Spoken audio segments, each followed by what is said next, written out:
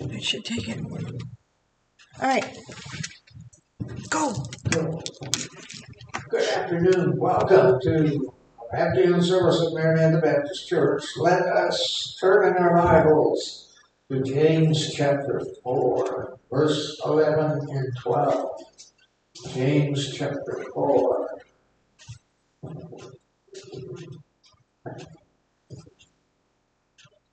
We're going to talk about speak not evil one of another. What they used to say, if you can't say something nice, don't say anything at all. Used to be. My mother said that, my grandma said that, a lot of people said that. I heard the story of a mother who always practiced that. She would always make a positive statement in any situation. And their children said, I'll bet mother you could say something nice about the devil. And she said, well, we could stand in awe at his tenaciousness. He doesn't quit. James chapter 4, verses 11 and 12. Speak not evil one of another, brethren. So he's talking to believers again. This whole series is dealing with beloved brethren and speaking to us about things that we should be doing in our life. We should be practicing that and not trying to right every wrong. And that's hard to do. It's not the easiest thing. It'll be a whole lot easier to explain the whole situation, but it's here, and he that speaketh evil of his brother and judgeth his brother speaketh evil of the law and judgeth the law.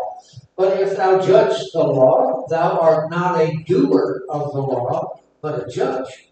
There is one lawgiver who is able to save and to destroy. Who art thou that judgest another? Go to now, and ye that say, today or tomorrow we will go into such a city and continue there a year, or buy and sell and get gain. Whereas ye know not what shall be on the morrow. For what is your life? It is even a vapor. Boy, is that true. We know that. Our life has been a vapor. I mean, it seems like we just got out of high school just a few years ago. It was kind of shocking when I figured out the one who was in kindergarten when I graduated was now graduating. And I go, wow, boy, time flies. And we're not having much fun. And what is your life? It is even a vapor that appeareth for a little time and then vanisheth away. For that ye ought to say, if the Lord will, we shall live and do this or that. You leave it open, the Lord could take us at any time. There are accidents. Things happen. But now ye rejoice in your boastings. All such rejoicing is evil. Therefore to him that knoweth to do good and doeth it not, to him it is sin. What law is James talking about? The law of love. Galatians 5:14, say ye, all the law is summed up in one word, love. Upon loving God and loving our neighbor hang all the law and the prophets. So Matthew 22:40, don't speak evil of any brother or sister. If you do, you're not obedient to the law of love. Jesus is trying to say we are to love the people, and Jesus will judge them. But that's a hard thing to do constantly. My father-in-law used to say, somebody's got to act like a Christian. And he always would say that. So, we were working in the church all day, every day. And one time I said to him, when is it their turn? When is it their turn? Well, he didn't have an answer. When was it their turn? It's, and he was right. He was right. It's just presume it's a little dull. You can't quite erase it. The eraser's gone. No. to let all that go. Yeah, that's true, but it's life. It's life. When you're in the ministry, you have to learn to count to a lot of numbers. And they say people in the ministry live in a glass house. You're open for everything. And you have to understand, as people have said to me, I know where you live. Oh, yeah? Yeah, you got the sign in your front yard. Oh, yeah, you're right. Okay. So we have to be patient along with that. Speak not evil one of another. We were at a funeral visitation yesterday and the day before, and didn't know the man but knew the family. And, didn't think there was going to be a whole lot of people there, but that was wrong. There was all kinds of people that we knew. And I said to one gentleman, I said, well, this proves no man is an island. No man is an island. You're not by yourself. You're not all alone. Here's just all lined up to be there. And yeah. They probably, I think, they probably was a pretty good sized funeral too. It was a big visitation. James chapter 5, verses 7 and 8, it says, be patient, therefore, brethren. Again, there we are, speaking to brethren again. Be patient.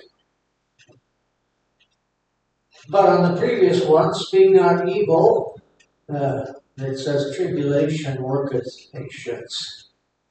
We want patience. Well, you got to get patience as you stick through things until it's done.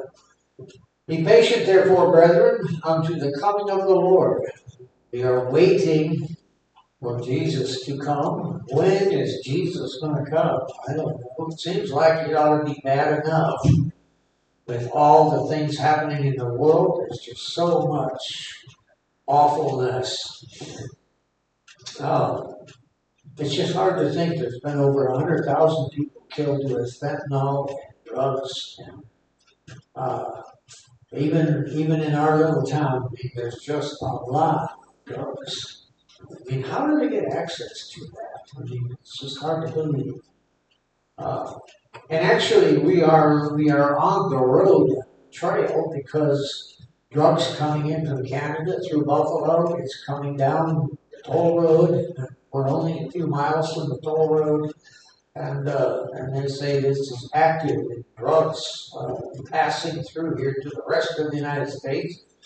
We're not far from the road to New York City and through Buffalo. And some of it's probably coming across the lake, but most of it's coming across the bridge. And we were watching a program the other night, and these two ladies. They actually had drugs implanted in their bodies. They were coming in on the airplane, and they had 50-some little packets embedded in their bodies. And I don't know how they got an X-ray, but they saw them on the X-ray and pulled them aside, and they were going to took them to the hospital to X-ray them again to verify that it was packets of drugs. And if they mess with it too much, they break them and they will kill the carrier. Because it was like 50 packets of cocaine and amphetamines and all kinds of things. Well, they were saying, no, that was not drugs. And then they were about to x-ray him again, and one woman says, oh, I'm pregnant. Oh, whole different story now. And they were going to prison. They verified it was drug packets in them, and for that little escapade, they're going to prison for about 15 years. Why would you do something like that? Waste 15 years. A guy brought a suitcase across, and he had drugs planted in the suitcase. The whole framework of it was planted with drugs. He was going to get 6 years for just whatever they paid him to carry that suitcase across. Why would you do that? I mean, you have to get awful desperate to do that. But have patience. Verse 8 says, 5:8. Be also patient, establish your hearts, for the coming of the Lord dwelleth nigh. Grudge not one against another. We'll get to that one coming up. But behold, the husbandman waiteth for the precious fruit of the earth. They plant seeds, and they work the soil, they prepare the soil, and then they plant the seed, and they must wait until that seed sprouts and comes up and is growing, and there's nothing you can do. Kind of like the grape industry. I mean, they work all winter clipping the grapes, putting the posts up, connecting the wires. It's a lot of work. I mean, they have to work all year round. And they're out there all winter running up down those roads, trimming them and fastening them up, and hoping, and some of them freeze before spring is over, and they can lose their whole crop. They've done it for nothing. And one year it didn't have the right sugar content, so they were not buying them.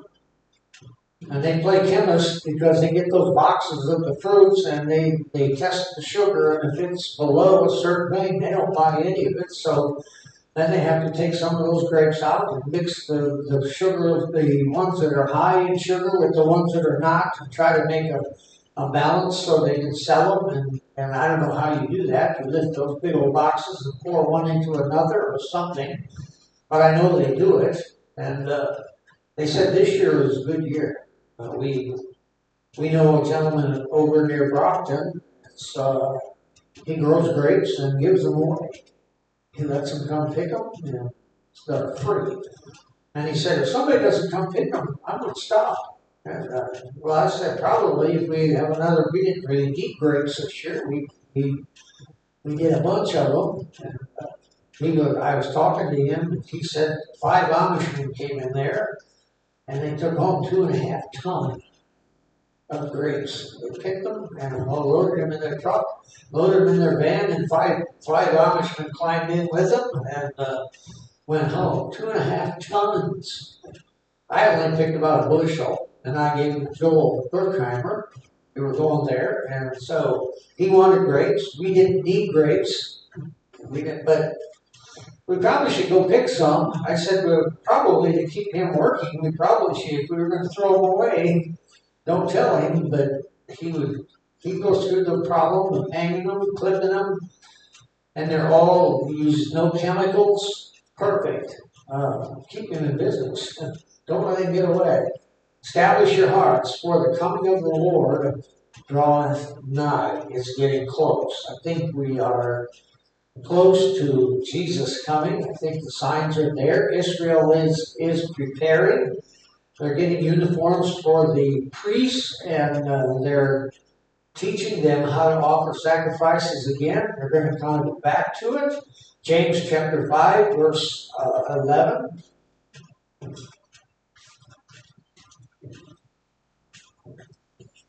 Behold, we count them happy which endure. Be patient, stick it out. Ye have heard of the patience of Job, and have seen the end of the Lord, that the Lord is very pitiful and of tender mercy. Job didn't throw his arms up when the servants started coming in, telling him all his sheep are gone, all his camels are gone, all his crops are gone, all his health is gone. And he even stuck it till even they came and said, all your children are gone. And then his health went. And I kind of take offense that when I hear them preaching about Mrs. Job was a fool. I go, no. She was there with him through the whole thing. He said, you were speaking like a fool. she's saying the obvious. There's nothing left. I mean, everything is gone. The only step you got is go against God, curse God. And he's not going to do that. He can't do that. And he just said, "You're speaking as a fool," and yet she was still there. She hadn't left either. Pretty frustrated, which when your health goes down, that's kind of the last straw. And I've never had a boil, but they say it is excruciating. And he had it all over his body. It must have been really, really something. The Lord is very pitiful and of tender mercy. But above all things, my brethren, swear not. It says, swear not. Don't use four-letter words. But don't make statements either that you can't keep.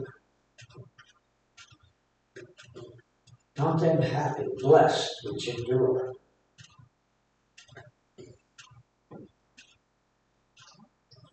Instead of pitiful, we kind of think of the definition of pitiful. It's compassionate. Actually, it would be compassionate. He has pity for us. But I think if we had to define pitiful, we would go in a negative kind of definition. But it's compassion. Yeah, he has compassion. He's with us. He's gone through it. Jesus has suffered. James 1:12.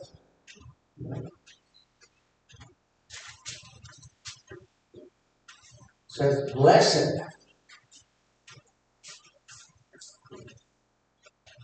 Blessed is the man that endureth temptation.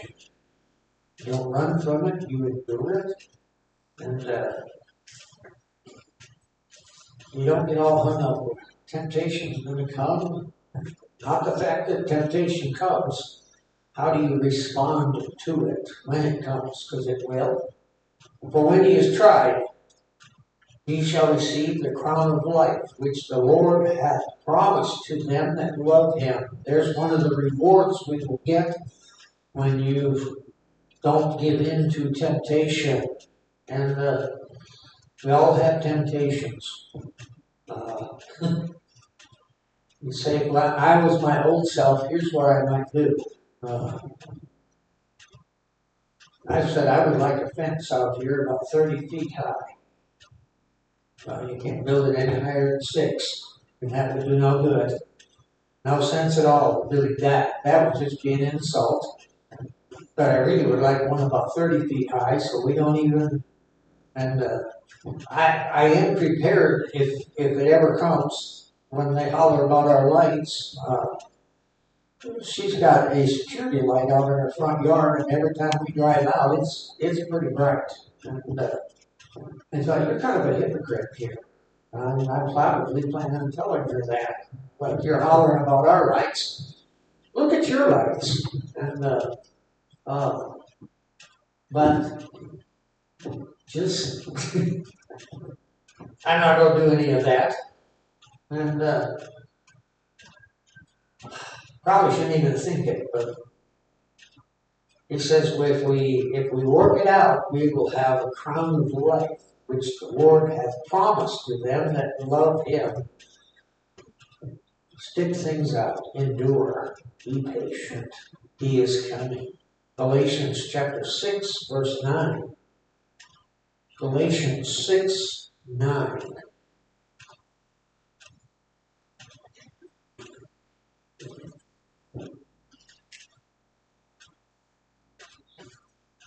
Galatians 6:9. Let us not be weary in well-doing. When you get weary, you want to quit doing whatever you're doing. If you're doing something good, you've got to see the wastefulness of it. If nothing is happening, no matter I'm taking the high road, and it just doesn't change. It just keeps going on and on. And seemingly there's no end to it. You get weary and you just say, I'm done. I'm going to quit. I don't have to do this. And but we have to be gracious to even the people that don't like us, we still got to be gracious when we do them.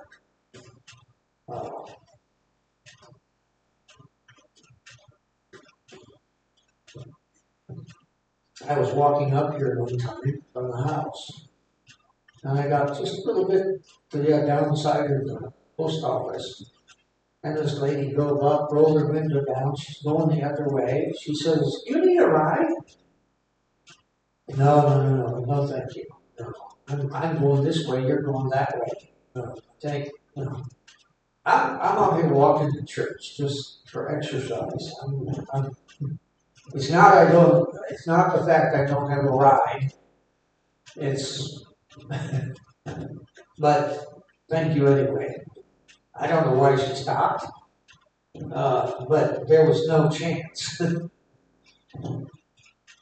She was pretty accusative, and no, this is not working.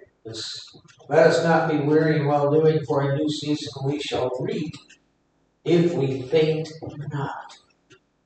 Let us not faint. Do not lose heart. I saw this morning, I don't know, it says in this coming year, there's going to be about 15,000 churches that are quit. They're closed. 15,000.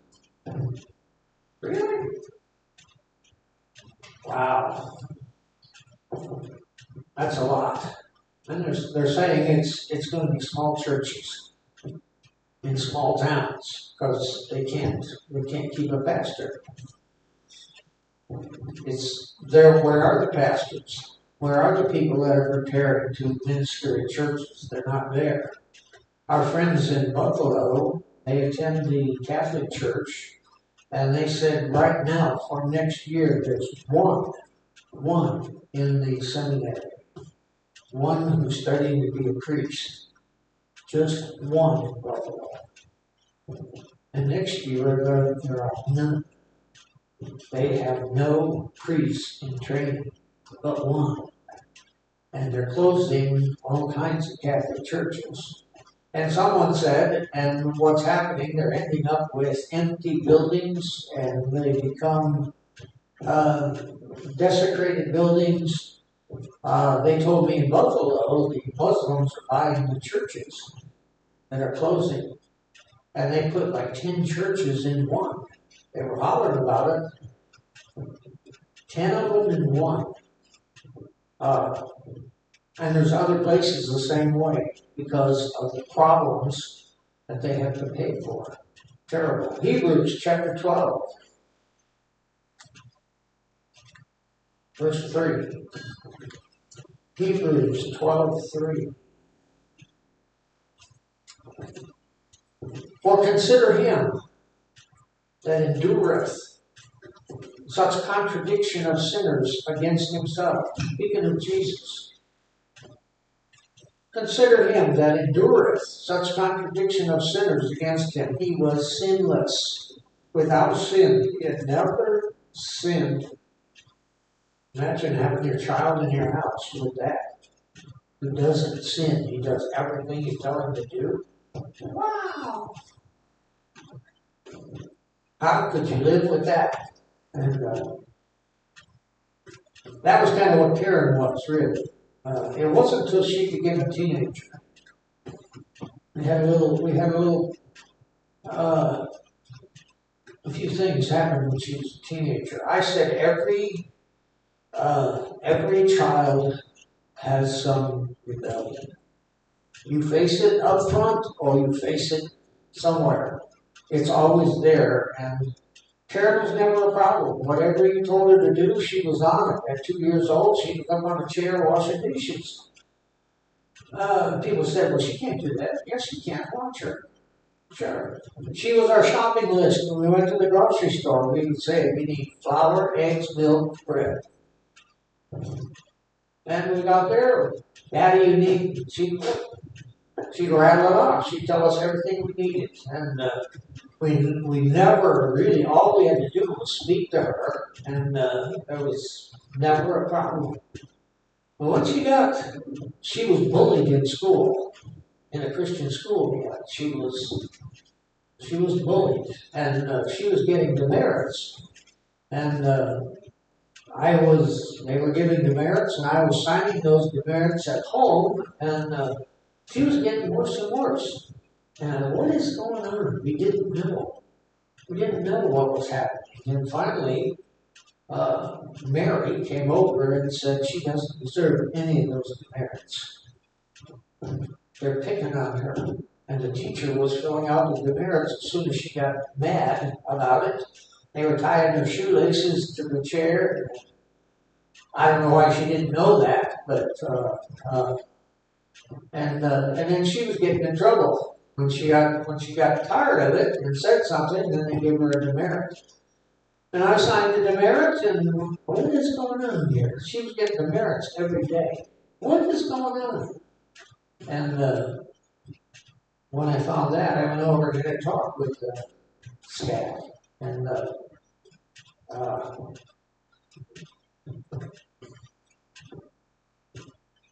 but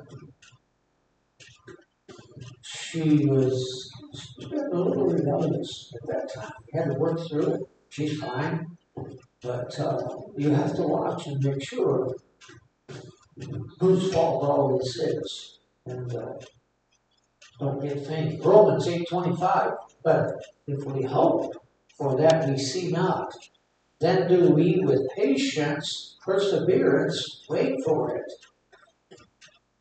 Eagerly wait. We eagerly wait if we see hope. If we hope for that we see not. We hope for something and we don't see it. Then we must with patience wait. Wait for it. Persevere. Ephesians 4:2-3. 4:2-3. With all lowliness and meekness, with long suffering, forbearing one another. Forbearing one another in love. It means you bear with some of the problems in your life. Some things take time. And sometimes we have some crazy attitudes, and it takes somebody a long time to walk us through it. They got to talk, they got to pray, and you got to work with them to straighten up some of the things that we come in with beliefs, attitudes, convictions. You can't change them overnight. You got to take a lot of time, a lot of patience. And some things you just never change. I mean, you just live with it. That's the way they are. And you love them for what they are. Because you're not probably going to change them anytime soon. That's just the way they are. And we're the same way.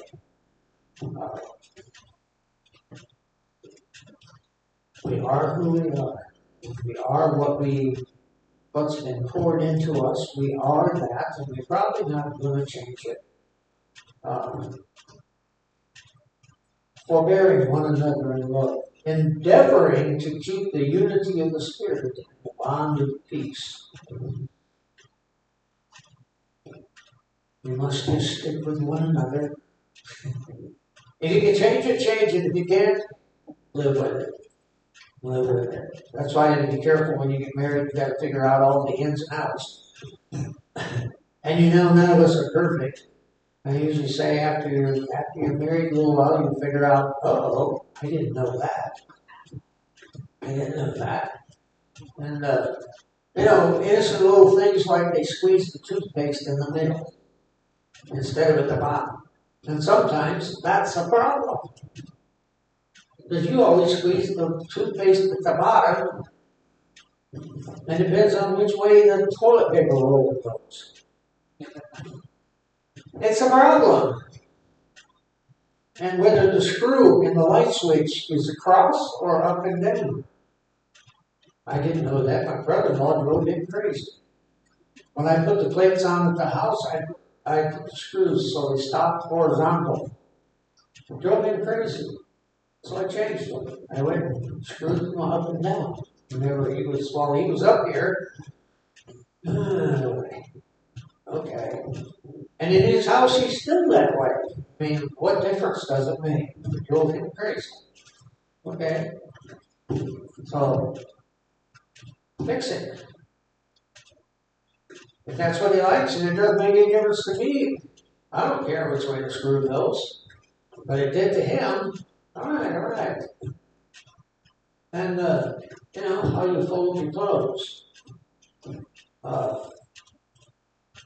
I fold them this way. Well, that's crazy. Maybe it is. You can either change or you can get stubborn. And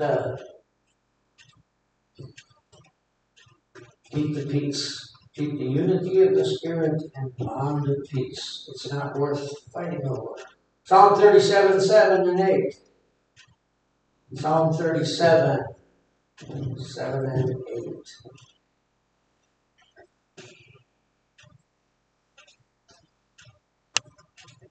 Rest in the Lord and wait patiently for him.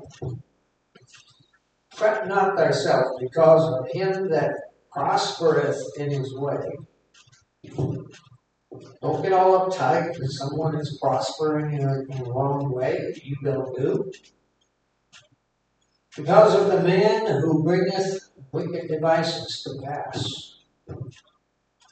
Some people you can't change. Cease from anger and forsake wrath. Fret not thyself in any way to do evil.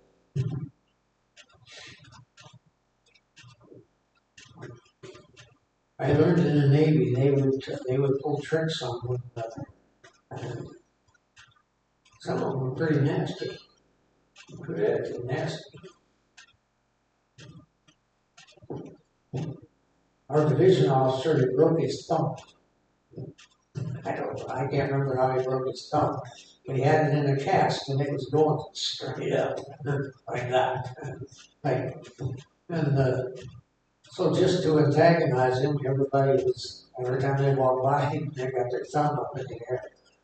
And made him pretty upset. And he kind of lost it. And so they took his gun away from him. Every officer's got a .45. And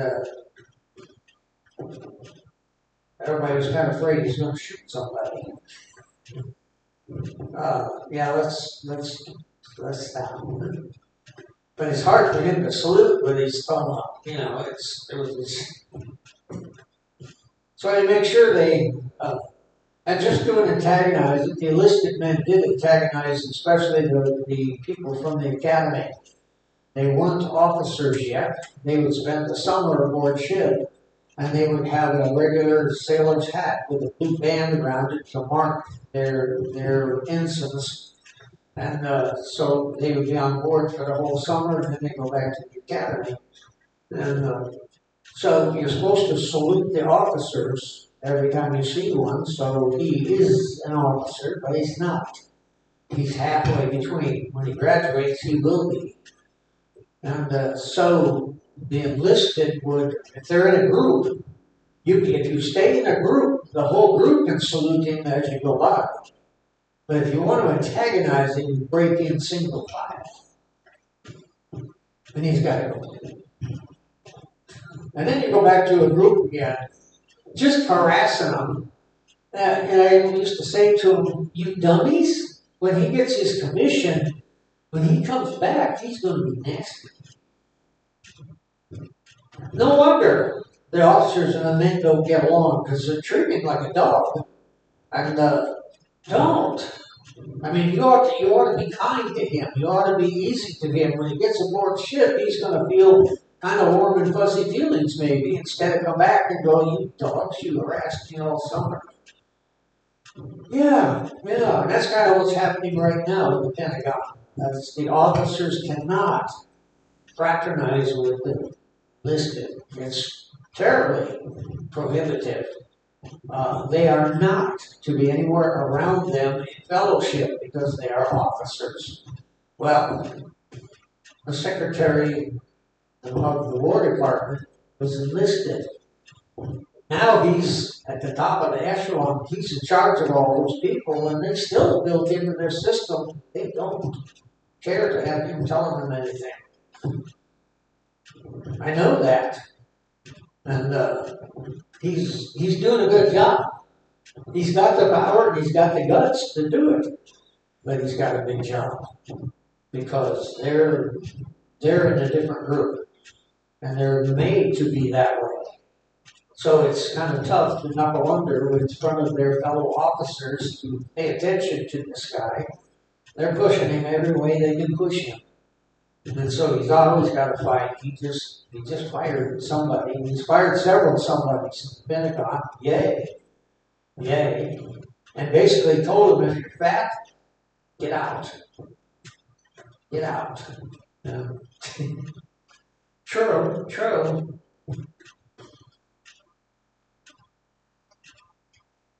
Philippians 4, 6, and 7.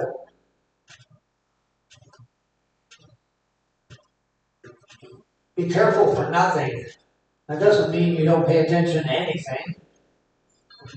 Be careful for nothing, but in everything by prayer and supplication with thanksgiving. We ought to be thankful. Let your request be made known unto God, and the peace of God, which passeth all understanding, shall keep your hearts and minds through Christ Jesus. He will get you through every situation. Don't fret. Take it one day at a time. It's coming. And we'll be okay. Let us pray. Gracious God, may you guide us, bless,